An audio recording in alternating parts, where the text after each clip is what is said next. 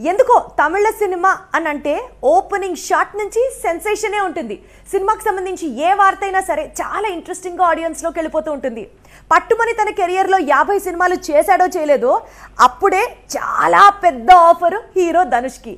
Ilaiyaraaja musical maestro బయోపిక్లో Dhanush act చేయబోతున్నారట. ఇప్పుడు ఈ వార్త టాక్ ఆఫ్ ది టౌన్ గా మారింది. ఆ విశేషాలు ఒకసారి చూద్దాం. ప్రతి నటుడికి కొన్ని రకాల పాత్రల్లో కనిపించాలి అనేది డ్రీమ్ ఉంటుంది. అలాగే ధనుష్ కు కూడా 2 డ్రీమ్స్ ఉన్నాయి.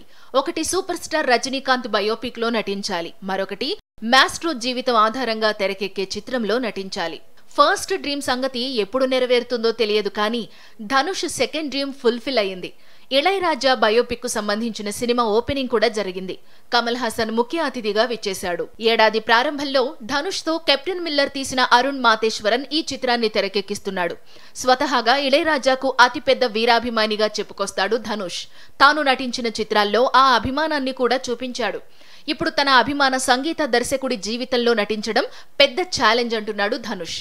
బయోపిక్ లో ఎలా నటించాలి అనేది టెన్షన్ లేదని, ఆయన పాటలే ఎలా నటించాలో చెబుతాయని గర్వంగా చెబుతున్నాడు ధనుష్. వివిధ భాషల్లో 1000కి పైగా సినిమాల్లో 7000కు పైగా పాటలను ఇళయరాజా స్వరపరిచారు.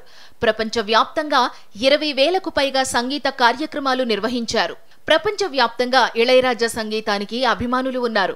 ఆయన స్వరపరిచిన పాటలకు నాడే కాదు నేడు కూడా ఎంతో మంది సంగీతాభిమానులు పులకించిపోతారు. వాహ్ మాస్ట్రో అంటూ ఆరాధిస్తారు. అలాంటి లెజెండరీ మ్యూజిక్ డైరెక్టర్ జీవితం ఇప్పుడు వెండి తెరకెక్కుతుండడం ఒక విశేషమైతే, ధనుష్ లాంటి అద్భుతమైన నటుడు బయోపిక్ లో నటిస్తుండడం మరో విశేషం.